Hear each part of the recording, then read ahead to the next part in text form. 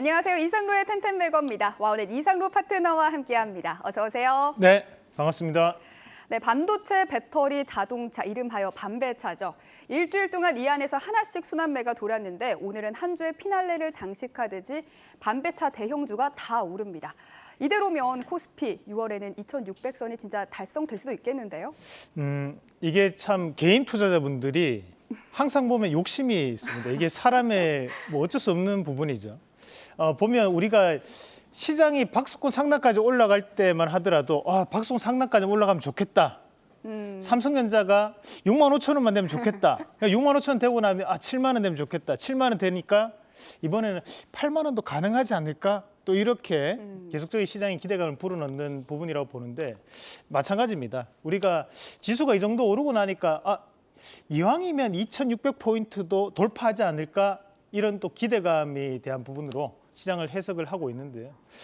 뭐 전일도 말씀드렸지만 현재는 방향성은 우상향에 대한 방향성입니다. 그러면 지금 이제 중요한 것은 뭐냐면 시기적으로 빠르게 갈 것인가 아니면 조금 더 천천히 갈 것인가에 대한 차이라고 보고 현재 전반적인 부분 자체에서 순환매가 돌면서 시장에 대한 상승이 나타나고 있는 과정들이기 때문에 좀 더 강한 움직임들은 결국 시간적인 부분의 문제다.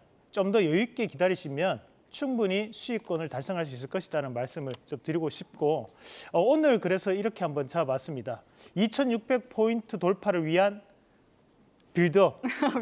빌드업. 네. 우리가 뭐 과거에 축구를 할 때도 보면 쭉 천천히 역습이 아니고 올라가는 걸 우리가 빌드업 한다고 흔히 얘기를 하잖아요.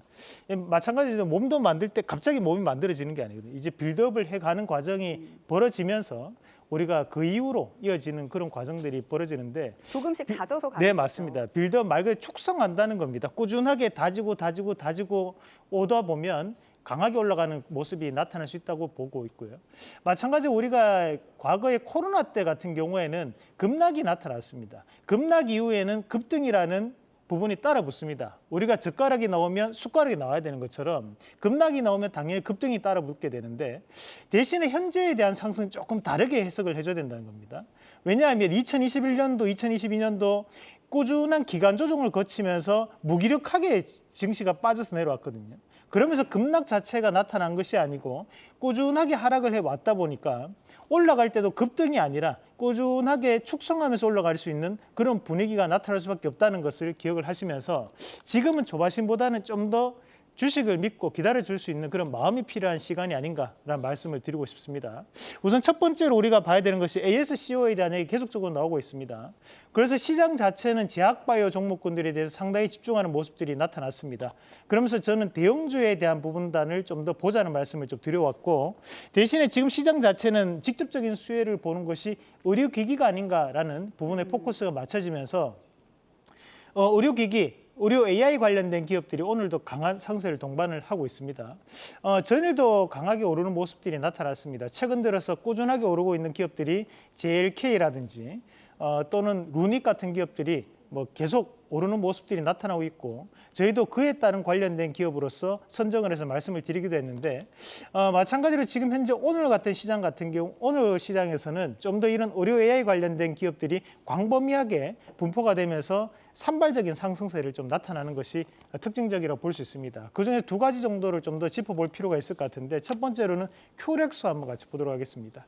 자, 큐렉스는 2014년에 T솔루션 1이라는 의료 기기를 지금 현재 출시를 했고 지금 이 대주주가 한국야쿠르트로 잡혀 있습니다. 그만큼 빵빵한 지주회사, 빵빵한 지배 구조를 가지고 있는 회사에서 지금 추가적으로 의료 AI 관련된 사업에 대한 성과를 내고 있는 기업이기 때문에 한번 강한 상승세를 동반을 했던 부분이었고 현재는 바닥을 다시 한번 돌파가 나오는 시점이라고 볼 필요가 있겠습니다. 그리고 이 시간에 소개해드렸던 기업 중에 이제 JVM이라는 기업이 있습니다. JVM도 마찬가지로 AI 쪽은 아니지만 우리가 자동화에 대한 부분에 대해 엮이면서 지금 다시 한번 더 신고가에 대한 출하가 나타나고 있는데 말 그대로 조제 자동화입니다. 약국에 들어가는 약들에 대한 조제 자동화를 담당하는 기업이다 보니까 무인화와 자동화에 대한 키워드가 함께 맞물리면서 현재까지도 강한 상승을 동반하고 있고 현재까지 약 20% 이상 상승을 지금 기록하고 있는데 충분히 추가적인 신고가에 대한 가능성도 높게 판단할 수 있다. 다만 거래량이 조금 적기 때문에 그 부분은 감안하면서 우리가 봐야 될 것 같습니다. 네. 아스코가 6일에 끝이 나지만 5일에는 세계 3대 바이오 학회죠. 바이오 컨퍼런스죠. 네. 바이오 USA가 시작이 되거든요. 여기서 주목할 업종은 뭐가 있을까요?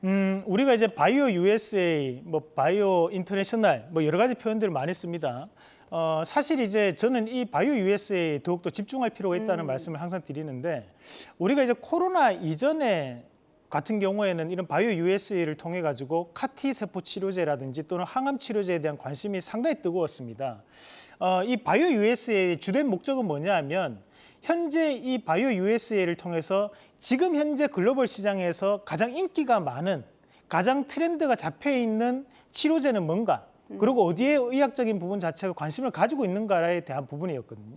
그럼 2018년도부터 2019년도까지 약 2년 동안은 CAR-T 세포 치료제라든지 또는 항암에 대해서 상당한 관심을 가지고 있었고 그 이후로 조금씩 떴던 것이 유전자 가위라든지 또는 일부 희귀질병 치료제에 대한 부분 자체 조금씩 떴단 말이죠. 그럼 현재 국내 증시 같은 경우에도 항암이라는 것이 대세가 될 수밖에 없겠지만 항암 안에서도 면역 치료제 일부라고 볼 수 있는 면역 관문 억제제라든지 또는 이제 CAR-T 세포 치료제 관련된 부분도 우리가 함께 눈여겨볼 필요가 있다는 말씀도 함께 드리도록 하겠습니다. 네. 눈에 띄게 보시는 종목도 있을까요?